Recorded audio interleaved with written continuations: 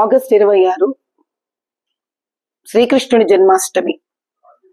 ఆ రోజు రాత్రి 11:30 నుంచి 12 మధ్యలో రాత్రి రక్షాపురం మెయిన్ రోడ్ అంటే చంద్రాయణగుట్ట అసెంబ్లీ కాన్స్టిట్యుయెన్సీలో ఒక 20 బండ్ల మీద, అంటే బండికి ఒక మనిషి వేసుకోండి చాలు, పోని ఇద్దరొద్దు, ఇద్దరిని వేసుకుంటే 40 మంది, ఒక్కళ్ళని వేసుకుంటే 20 మంది దుండగులు ఎంఐఎం వాళ్ళు వచ్చి ఆ రక్షాపురం మెయిన్ రోడ్ చౌరస్తా మీద అమ్మవారి గుడి ఉంది, ఊరి పొలిమేర దేవత గుడి. అలా 2 విగ్రహాలు ఉంటాయి, జంట విగ్రహాలు. ఒకటి భూలక్ష్మి అమ్మవారు, ఒకటి నల్లపోచమ్మ అమ్మవారు. ఒక పెద్ద బండరాయి తోటి ఆ తాళం పగలగొట్టి లోపలికి వెళ్ళి ఎంఐఎం దుండగులు అమ్మవారి భూలక్ష్మి తల విరగ్గొట్టేసి ఇంకొక అమ్మవారిని నడుము దగ్గర నుంచి విరగ్గొట్టేసి ఆ రాయి అక్కడ పడేసి వెళ్ళిపోయారు.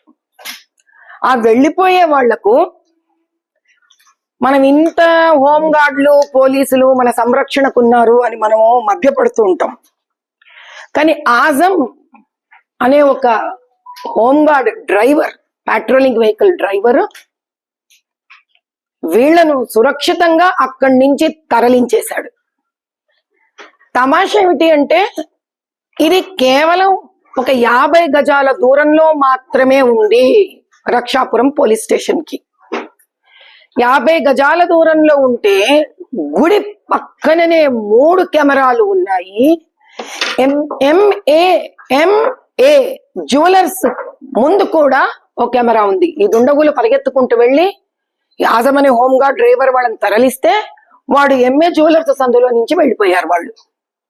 ఇంత అరాచకాన్ని పెట్టుకొని ఆశ్చర్యకరమైన విషయం ఏంటంటే ఒక పిచ్చోడిని తీసుకొని వచ్చి, ఎంత నిర్దాక్షిణ్యం చూడండి. పిచ్చోడిని తీసుకొచ్చి, నిజంగా వాడు పిచ్చోడే అనుకోండి, ఆ తల్లి ఏడుస్తోంది. ఏడ్చే తల్లికి హిందూ తల్లి ముస్లిం తల్లి ఉండవు ఇక్కడ. ఆ తల్లి ఏడుస్తోంది, పిచ్చోడు నా కొడుకు, వాడు ఏం చేయగలుగుతాడని. నిజమే కదా? అంటే పిచ్చోడు ఇంత పర్ఫెక్ట్ గా అడ్రస్ ఎత్తుక్కొని ముందు ఉన్న షాపులు ఏమి పగలగొట్టకుండా చాలా తెలివిగా ఏదో ఒక చోట ట్రైనింగ్ వచ్చినట్టుగా వాడు తాళం మాత్రమే పగలగొట్టి, వాడితో పాటు ఇంకొక 7 మంది ఉన్నారని నిన్న ఒప్పుకున్నారు. ఈ 7 మంది తలకాయలు పగలగొట్టకుండా చూడండి ఆ పిచ్చోడికి ఎంత చక్కటి ట్రైనింగ్ ఉందో మరి పాపం. అమ్మవారి గుడిలోకి వెళ్ళి కేవలం అమ్మవారి విగ్రహాలను మాత్రమే తుణాతుణుకలు చేసి, లోపల దేవాలయాన్ని కూడా ఏమీ చెయ్యకుండా, ఎవరిని కొట్టకుండా, ఆవేశంగా తనను తాను కొట్టుకోకుండా ఆ రాయి అక్కడ నీట్గా పెట్టేసి ఆ పిచ్చోడు వెళ్ళిపోయినాడు. అంటే వాళ్ళు మనని పిచ్చోళ్ళు అనుకుంటున్నారా, హిందువులు పిచ్చోళ్ళు అనుకుంటున్నారా, ఇది వినేవాళ్ళు పిచ్చోళ్ళు అనుకుంటున్నారా అనే వాళ్ళ నమ్మకానికి చప్పట్లు కొట్టాలి నిజంగా. సరే, ఈ పరిస్థితి ఇలా ఉండగా నిన్న మేము అందరము ధర్నాకు దిగాం.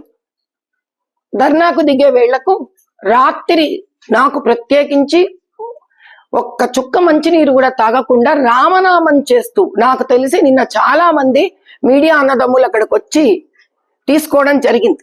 మీరు జీలో చూసినా వేరే వాటిల్లో చూసినా కనిపిస్తుంది. కేవలం పొద్దున్న నుంచి నేను అమ్మవారి నామస్మరణ చేస్తూ, మధ్యాహ్నం నుంచి భజన చేయిస్తూ, రామనామం చెప్తూ కూర్చున్నాను అక్కడ 6 వరకు. ఆశ్చర్యకరమైన విషయం ఏమిటి అంటే ఎందరో మహానుభావులు వీళ్ళు ఎప్పుడు పట్టుబడరు. అసలు ఇదంతా చేయించిందే అక్కడ లోకల్ కార్పొరేటర్ మిర్జా ముస్తఫా బేగ్.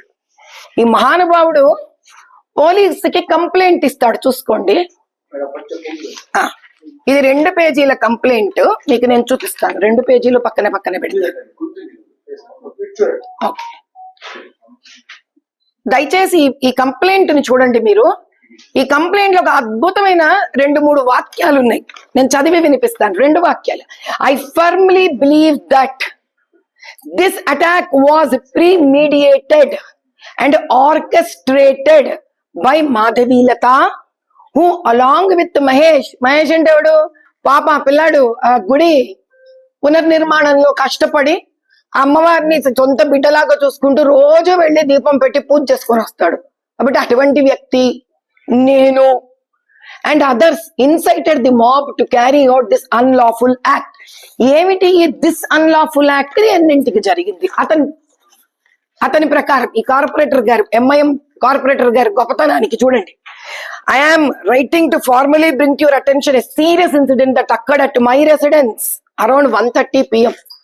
మిట మధ్యాహ్నం 1:30 PM కి చుక్క నీరు లేకుండా, ఎండలో కదలకుండా కూర్చొని అక్కడ ఉన్న హిందువులని కూడా చెప్పాను నేను, ఇలాంటిదేదో వెధవ పని వీళ్ళు మొదలు పెడతారని తెలిసే నాకు, మీరందరూ నాయన హిందువు అయిన ప్రతి ఒక్కడు కూర్చోవాలి అక్కడ అని వాళ్ళని కూర్చోపెట్టి వాళ్ళతో కూడా రామనామం చేయించారు. అసలు మీరు ఈ రోజు దాకా ఒక ధర్నా రామనామం చేస్తూ ధర్నా చేయడం మీరు ఎక్కడ చూసారు, ఎక్కడ విన్నారో చెప్పండి? అంత శాంతియుతంగా హైందవ ధర్మాన్ని, సనాతన ధర్మాన్ని పట్టుకొని చేయిస్తుంటే నేను మాబుతో కూర్చొని ప్లాన్ చేసి అమ్మవారి గుడి పగలగొట్టిన బాధలో మేముంటే అతని ఇంటి మీద దండయాత్ర చేయించానా? అతని ఇంటి మీద దండయాత్ర చేయించాలంటే ఈ రోజు ఎందుకు చేస్తే ఏం లాభం ఉందండి? ఆ ఇంటిని పోలింగ్ బూత్ కింద పెట్టుకున్నాడు ఆ వ్యక్తి. కార్పొరేటర్ ఇల్లే పోలింగ్ బూత్ కింద పెట్టుకొని ఆ రోజు ఎలక్షన్ రోజు అందరికీ తెలిసిన నగ్న సత్యం. ఆ ఇంట్లోనే పెట్టుకొని తలుపులు మూసేసి పోలీస్ బందోబస్తు కూడా లేకుండా ఏమీ లేకుండా గుద్దుకుంటూ కూర్చున్నారు రిగ్గింగులు చేసుకుంటూ వాళ్ళు. ఆ రోజు ఆ ఇంటిని నేనేం చేయలే. అంటే వీళ్ళ దురాగతాలు అంతం లేకుండా అయిపోతుంది. ఎందుకు ఈ దురాగతాలు వాళ్ళు చేస్తున్నారు? సింపుల్. ఫాతిమా కాలేజ్ మనందరికీ తెలిసిన నగ్న సత్యం, కానీ మనం ఈ రోజు దాకా ఈ కోణంలో ఈ విషయాన్ని మనం అర్థం చేసుకోలేదు. ప్రతిసారి ముస్లింలకు హిందువులకు ఒక సమన్వయం కానీ, ఒక స్నేహం కానీ, ఒక శాంతి కానీ ఉంటే ముందు ఎంఐఎం వాళ్ళు రజాకార్లు భరించలేరు దీన్ని. నిజంగా పట్టుకుంటే మీరు ఒక మాట అండి, మీ అందరిని అడుగుతాను, నేను ప్రశ్నిస్తాను. ఇలా ముస్లింల తరపున చేయడం వల్ల ఏమవుతుంది? ఎంఐఎం ఎంఐఎం ఎంఐఎం చెప్పకుండా ముస్లిం ముస్లిం ముస్లిం అంటారు హిందువులని వీళ్ళకు కోరిక. దాంతో రెచ్చిపోతారు హిందువులు, కడుపు శోషకొచ్చి బాధ వేసి. ఇది చేసింది ముస్లింలు కాదు, ఇది చేసింది ఎంఐఎం రజాకార్ గూండాలు. నేను అందరిలాగా చెప్పను, నేను నిజాన్ని మాత్రమే నిర్భయంగా చెప్పే ప్రయత్నం చేసే వ్యక్తిని నేను. బైన్సా ఎలా జరిగిందండి? హిందూ ముస్లిం కాదు బైన్సా. అక్కడ కూడా వక్ఫ్ ల్యాండ్ ఉండింది. ఆ వక్ఫ్ ల్యాండ్ ని ఎంఐఎం వాళ్ళు తిన్నది అరక్క ఇంకా కావాలని ఆ వక్ఫ్ ల్యాండ్ చాలా మంది హిందువులకు, రైతులకు కౌల మీద ఇచ్చారు. కౌల మీద అంటే రెంట్, లీజు మీద ఇస్తారు. కొన్ని ఏళ్లగా వాళ్ళు హాయిగా ఉన్నారు. వక్ఫ్ బోర్డు వాళ్ళకి ఇబ్బంది లేదు వాళ్ళతో. కానీ వీళ్ళకి తినడానికి భూములు అయిపోయేసరికి చిటిక వేసి 15 మినిట్ 15 మినిట్ అనుకుంటే రెచ్చగొట్టి వాళ్ళ గూండాలను పంపించి ధ్వంసం చేశారు బైన్సాని. ఇప్పుడు ఇది ఈ రియల్ ఎస్టేట్ ముఖ్యమంత్రి రేవంత్ రెడ్డి గారు నిర్భయంగా ఎలక్షన్స్ లో ఏం చేసినా కూడా ఆయన క్షమించేస్తా, నిర్భయంగా బయటకు వచ్చి హైడ్రా ప్రాజెక్టు రూపంలో అన్యాయంగా అక్రమంగా ఆక్యుపై చేసిన ల్యాండ్స్ అన్నిటినీ ఆయన కబ్జా అయిన వాటిని రిటర్న్ తీసుకుంటుంటే తన దాటి ఏంటో, తన పవర్ ఏంటో చూపించాలనుకుంటున్నాడు ఎంఐఎం అధినేత. అంటే చూసుకో రేవంత్ రెడ్డి, నీకు నేను ఇప్పుడు నా జలక్కేంటో చూపిస్తాను. ఇలాంటివి నేను మొదలు పెడతాను. ఇంకా ఈ ఒక్కడితో సరిపోదు, ఇంకా ఇలా చాలా చేస్తాను. టిఆర్ఎస్ ని ఎలా లొంగ తీసుకున్నాను, నిన్ను నేను అలాగే లొంగ తీసుకుంటాను. ఎందుకని? రాబోయే కార్పొరేట్ ఎలక్షన్స్ లో గాని, ఆ తర్వాత ఎమ్మెల్యే ఎలక్షన్స్ లో గాని నేను చిటిక వేస్తే ముస్లిం అధినేతలకు, ముల్లాలకు, అష్రఫ్స్ కి చెప్తే తప్ప అన్ని ప్రాంతాలలో తెలంగాణలో కాంగ్రెస్ కి ఓట్లు పడవు అనే సంకేతాన్ని రేవంత్ రెడ్డి వరకు చేరుస్తున్నాడు అసదుద్దీన్. ఈ గూడు పుటాని ఇన్ని రోజుల వరకు సామాన్య ప్రజలకు అర్థం కాలేదు. బట్ నేనిస్తా దమ్కి. ఏంది ఎంఐఎం ఇచ్చేది దమ్కి? నేనిస్తున్నా దమ్కి.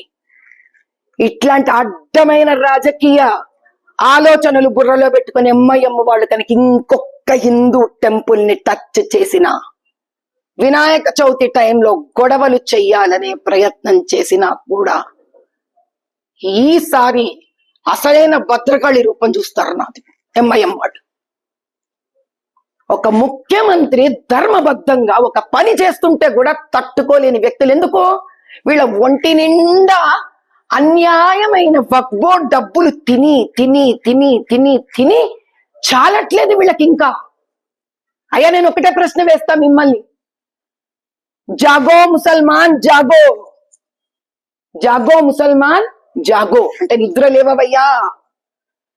మీకు చెందవలసినవి అంటే కనీసం ఆ వక్ఫ్ బోర్డ్ ప్రాపర్టీ మీద వచ్చే ఇంట్రెస్ట్ కానీ దాని మీద వచ్చే ఫలితము డబ్బులు నెలవారీ వచ్చే దాంతో కూడా ఎంతో మంది దళితులు ముస్లింలను పైకి తీసుకురావచ్చు, పసుమందాలను పైకి తీసుకురావచ్చు. ఎందుకు? వాళ్ళు రోజుకి భూగర్భంలో కలిసిపోతున్నారు దరిద్రంతో. ఎంఐఎం లాంటి అధినేతలు ఉండి వీళ్ళకు సరిపోవట్లేదు. బీజేపీ సెంటర్ లో వక్ఫ్ బోర్డ్ యాక్ట్ తీసుకురావాలనుకున్నది ఎందుకు అనుకున్నారు?